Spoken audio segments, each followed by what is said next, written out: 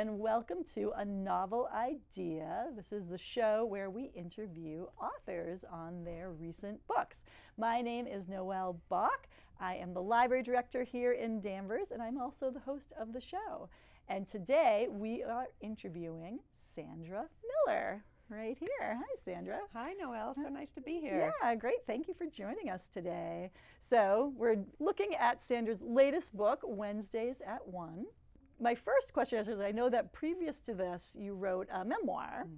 And so I was just very interested as far as your process went. Like it must be very different to write a memoir as opposed to a fiction story. So like what kind of things did you have to do to like translate over into writing something fictional after doing something nonfiction? Yeah, that's an interesting question because it was a big shift for me. And what I found with writing memoir is it requires you to re-traumatize yourself over and over again if you're going to write a hard story that might deal, as in my case, with childhood trauma. And so writing a memoir was very, very emotionally hard for me. And I often found myself really crying on my office floor after a long day of writing or calling my sister. It was hard and extremely rewarding to take something that was maybe take some of the worst experiences of your life and actually turn them into something that feels beautiful, something that you're proud of, a work, a literary work. And so there was something while writing Wednesdays at 1, which was just the opposite. It was liberating. I could invite these characters into my life every day as I sat down to work, and all sorts of crazy things could happen to them, but they weren't related to me. So it was, I loved these characters, but they're not my family. They're not my family of origin that I was contending with in my memoir. So I found this process of writing a novel to be easier. I'll say that with some caveats. I don't think writing is ever really easy for me. I've heard it is for some people, but I'm not one of those people. So I did feel, though, that it wasn't as traumatic. It wasn't as emotionally draining to work with my fictional characters. Ah, really interesting. Now, I won't give anything away about the book, but the basic premise, right, is that you have a main character, Gregory, who is a therapist himself, who is struggling with something that happens in his past that then is informing his present. Now, why did you choose that as like your main theme, I guess? Well, it's a funny story. Well, actually, it's a very horrible story in many ways. My husband is a clinical psychologist, like my character, Gregory Weber, only my husband didn't do something horrible when he was 17 or Good nothing. To know. Nothing that I know about anyway. So, but what happened when it was about 29 years ago, and my husband and I were first dating. This is before we were married. And he called me from work one day and said, close the windows, I have something to tell you. So I shut the windows, I went back to the phone, these were landline days, and he said, one of my clients has been stalking me. She's listening to our conversations outside our window, and she just came into our therapy session and started talking about things we were saying last night as we were cooking dinner in the kitchen. Yeah. What? And it became a 4-year stalking ordeal that became very, very challenging for our family. Wow. Yeah. But the interesting thing about it is, the thing that stayed with me is this idea of a clinical psychologist who's usually in the therapeutic process the person who's in control in the situation, whereas the client typically would be the one who feels more vulnerable. So I thought, what if I had a story where that was reversed, where for some reason the psychologist felt very vulnerable because a client came into the office knowing something about him that she shouldn't know. So, well, our stalking ordeal played out in many awful ways that ultimately culminated in her ending up in a psychiatric prison, this woman. But the seed of the story was planted 29 years ago. Wow. And I tried to work with it in various ways, and I couldn't quite get there until 2020. We had nowhere to go, nothing to do that summer, and we all feared this other dreadful thing, Right. COVID. And this old fear of this stalker came back to me. I had all the time in the world, and I knew how to write this book. It showed up for me in a way, almost as if it had been gestating for 29 years, and then the book came to me. So that's what happened. It was a 29-year writing process for me. Wow. Now, do you feel like you based, I mean, I wouldn't say obviously on your husband, but like, do you feel like you based Gregory on anybody that you knew, or like, were you taking bits and pieces? I hope my husband isn't watching this. Yes, absolutely. You can't be married to a psychologist for almost 29 years and not absorb a lot of information about what that career of clinical psychology is. And so I learned a lot about therapeutic techniques, session dynamics from my husband, and they really influenced Gregory in an extremely helpful way for me.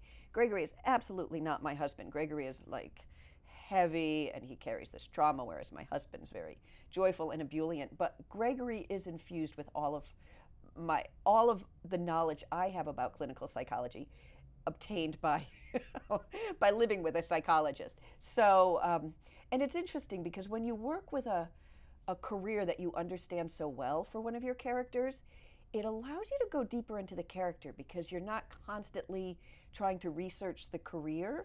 So it was a really great process.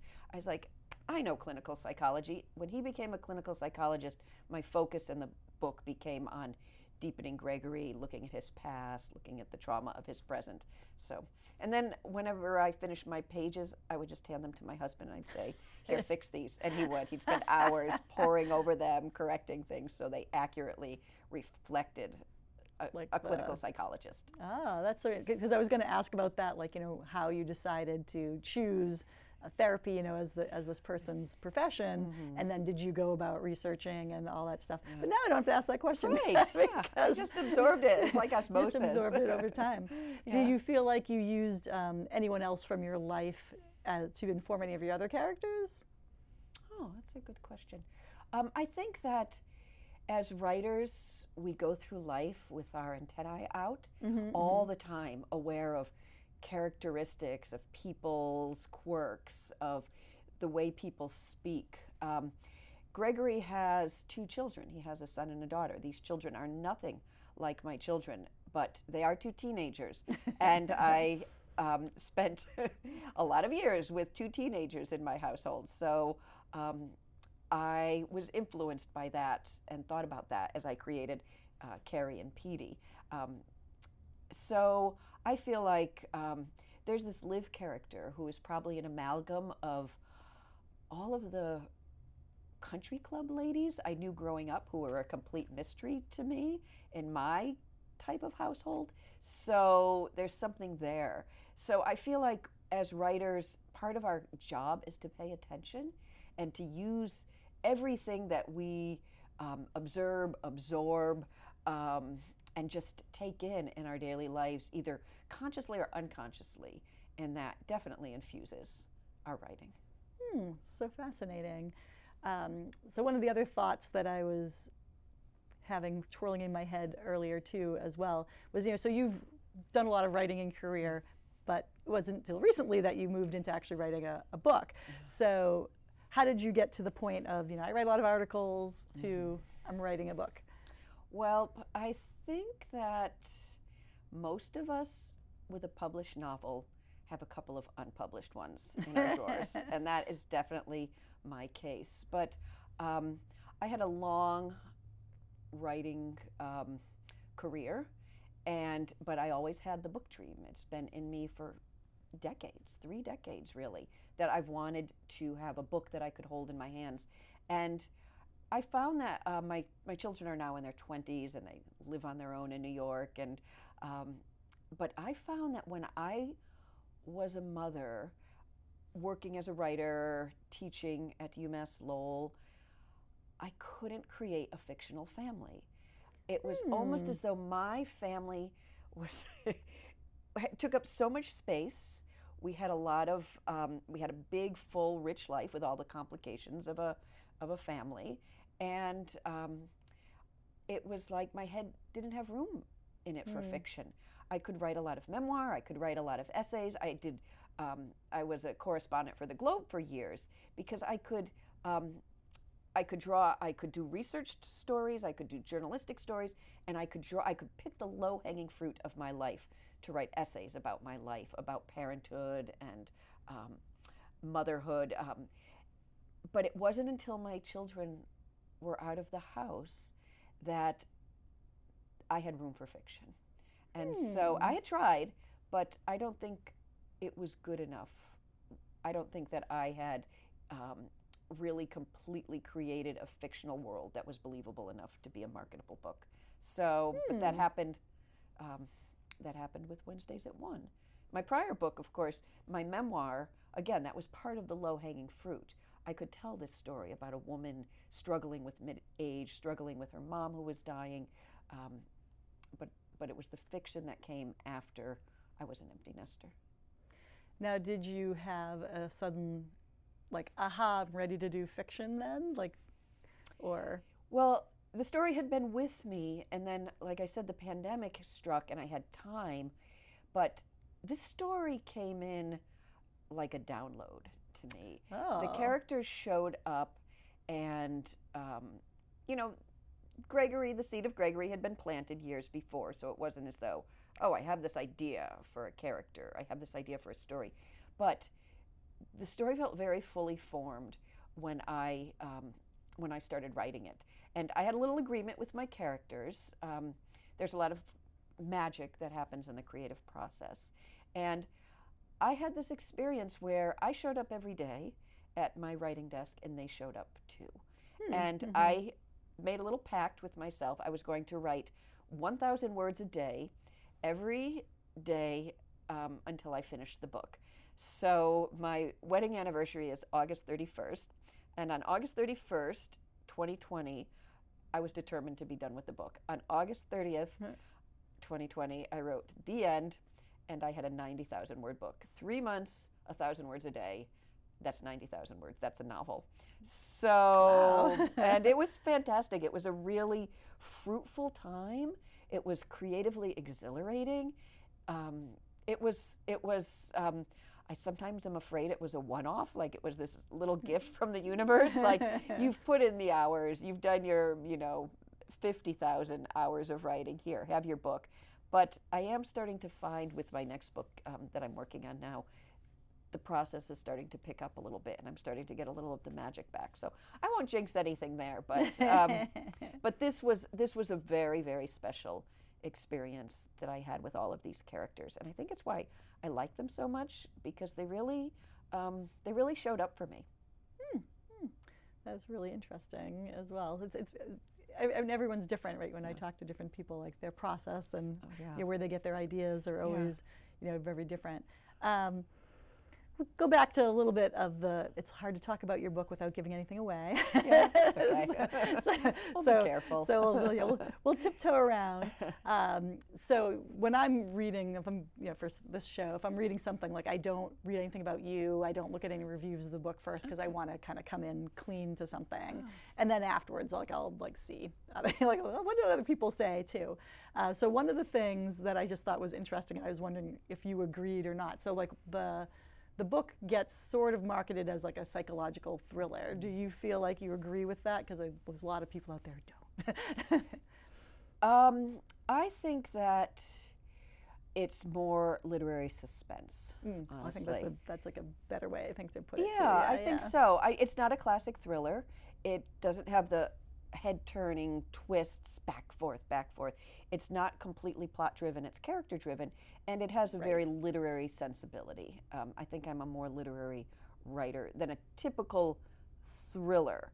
So, but I also think that publishers have to categorize books. Right, and there's not actually a category for literary suspense.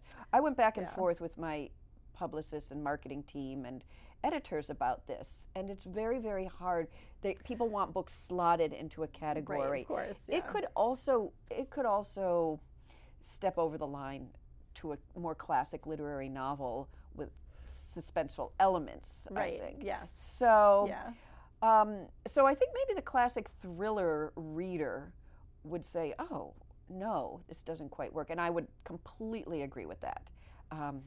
But there's also a lot of hybrid thrillers right now. Yes. Yes. Yeah. Good friend of mine, Wendy Walker, who's a thriller writer, she talks about her books as hybrids. She's really a thriller writer, but her books have a very deep kind of literary sensibility. So I think that having to categorize a book in a particular way is part of the marketing process, but part of the writing process and part of the actual style of the book is much more nuanced. Yeah, and I would say as a librarian that I've noticed over the years that things have become more hybrid, as you say, which I think is interesting because sometimes you struggle, same thing, in libraries, in a bookstore, people want to say, this goes in the mystery section, this goes in the thriller, this is a sci-fi, but then if it's a sci-fi mystery with literary elements, like where are you putting it? And you have to go with what you think, right, is going to attract the most people or the most kind of readers to what you're doing. And so I thought that was a very interesting thing because if it feels like it's supposed to be like, oh, it sounds like there's this big mystery and ooh, who's this person? And then you end up being like, oh, well, it's different. It's different than that expectation, which doesn't mean it's a bad thing, but it can be difficult for the person trying to market the book, to give it to the right so now that I've read it, like I know who I would give that book to, whereas if it was just like, oh, there's a thriller, right, like it said, like, well, a real thriller reader is not going to find this thrilling, the same way as that they're going to find a typical thriller, right. type It's story. a rich, Right. slow burn of Right. a character-driven book. Absolutely, I agree. It's definitely much more of a slow burn, as well. Now, I'm sure your husband probably has dealt with some Gregory characters in his life, that has had these traumatic events from their youth that is informing the rest of their lives. Yeah. So I thought that was like really, really interesting to see that development of Gregory. And it was like he was aware and not aware at the same time of like what was going on with himself. Right. Yeah. He can help everybody else with their problems. I love that. I like when you reverse sort of the expectation, and so you would expect a psychologist, a clinical psychologist who's spent 30 years helping people with their problems to actually be able to help himself. But of course, he can't. I'm also very interested in the idea of shame and guilt and redemption, and so Gregory carries that shame and guilt. And as a Catholic man, I can write into that. As a Catholic person, I can write into a Catholic man's experience, I think, of that guilt and trying to spend your life in a state of, seeking redemption. And I thought it was also interesting in the book. I'm trying to make sure I say things without saying things. But so there are multiple characters that end up your theme of guilt, redemption, healing, run through multiple characters in the book as well, which you might not be aware of until you get to the end. Everybody who's involved. Yeah. So I thought that was a very interesting piece too, to run through all of these different characters, that it's not just Gregory who's on this journey, but these other characters that he's running into who help him along his way too, are also trying to do the same thing. Absolutely, yes. And I think that's sometimes readers who don't write novels don't know or don't think about this. Insightful readers do, probably librarians like you obviously do, but there's something about a book where you create a world that that echoes themes. So if you have a plot, you often have a subplot you will have a subplot that will carry the same theme, either going in a different direction. So maybe if your plot is a character's falling in love, you might have a subplot where there's a breakup. So in my book, I wanted all of the characters to deal with these themes of guilt and shame. And I think that creates an echo chamber, and it intensifies the themes. And as a reader, I don't think you say, oh, look at this. Every character is dealing with guilt and shame. As you said, you don't even realize it with some of these characters until the end. But I like that creating themes, creating storylines that all work together, carry similar themes, and fit like this. And then at the end, I like pulling out the linchpin, and you sort of understand how really everything has built on each other, as I try to do at the end, if that makes sense. It does. It does. Yeah. So they're living in Cambridge in this story, and so Mount Auburn Cemetery has a little starring role as one of the settings. So is there really like a little secret fence area that you can climb in through the side somewhere? Ooh, did you go looking for it? I have not looked for it yet. No, there isn't, but there might be. I don't know. I haven't found one. I haven't looked for one, but I imagine there could be. I mean, as the story goes, right, a bunch of high school kids cut the fence so they can sneak into Mount Auburn at night. And so I feel like when I wrote that scene, I felt so sure there was one there, but I'm not actually sure that there is. Okay. I was going to be like, is there really somewhere, like a hole in the fence? It was funny. I was out the other day with my husband, and we saw somebody peel back a piece of fence and sneak in somewhere. I can't remember where it was now. And I said, look, it's just like Gregory's fence. So I don't get, because you keep coming back to that. That's how they get in. That one place. Yeah. And well, we can maybe delve more into that. We'll see. All right, so we are going to take a break so that our author can read a little bit to you from her book.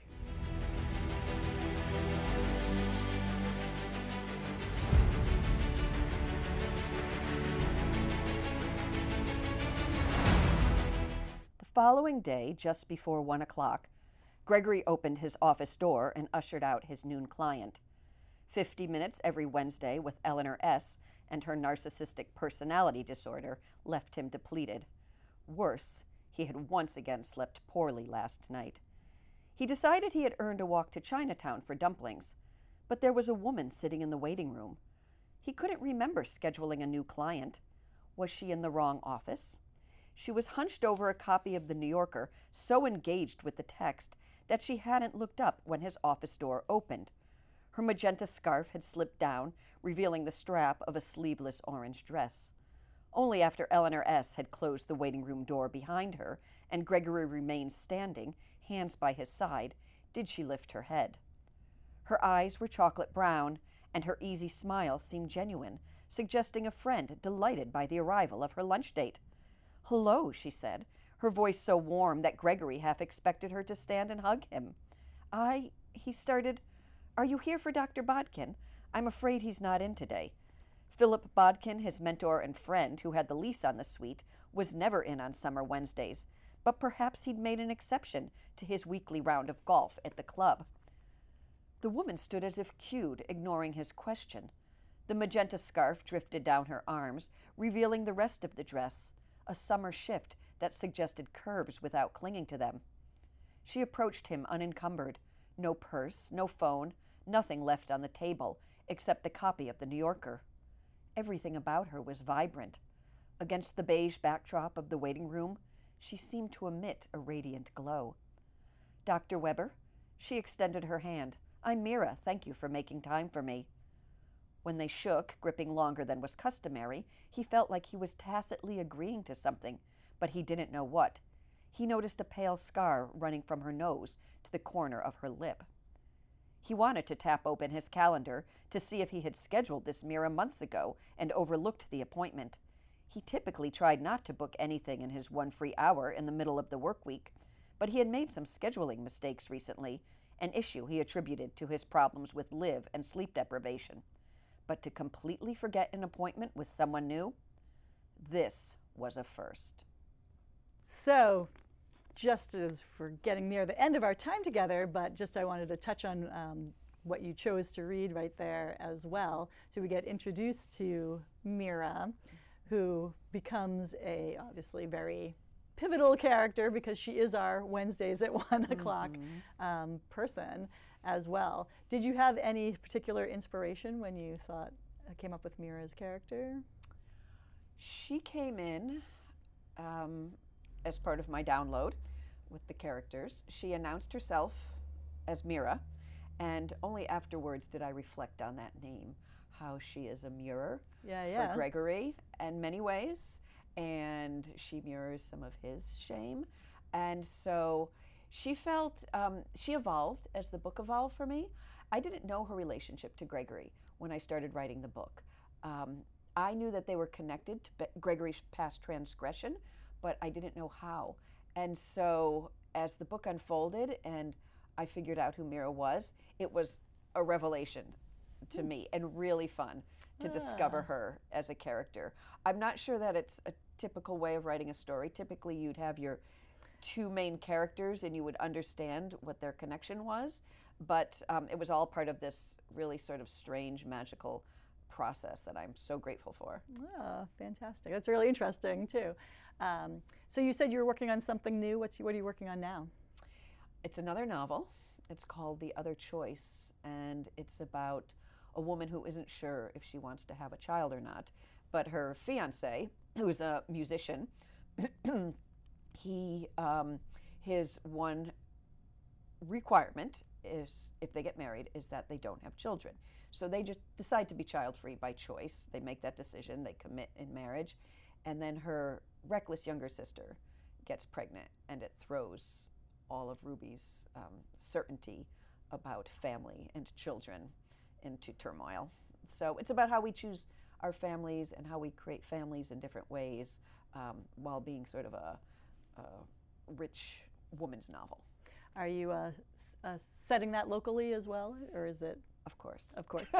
Of course. So much easier. It's so much easier. And there is a big piece set in LA, and the musician goes out to LA, and I keep looking at my calendar thinking, when can I sneak in 4 days in Santa Monica? So, do you have a projected date for that? I told my agent I'd have it done by Thanksgiving. Ooh. So I'm trying to stick to that. In fact, I was writing this morning, and I'll write again this afternoon. So right. Once I get going with a project and I get the momentum and I start to really sink into the story and see the story start to form, then I just go with it. So I'm in the go with it phase now. Oh, fantastic. Well, I want to thank you so much for coming and being on our show today. You can find Wednesdays at 1 there for you in libraries and bookstores and all the outlets that you normally would as well. And I hope that you enjoyed your time with us. It was so enjoyable. Thank you for having me. Yeah, absolutely. And I just want to, for everybody out there who's watching, please join us again the next time for a novel idea.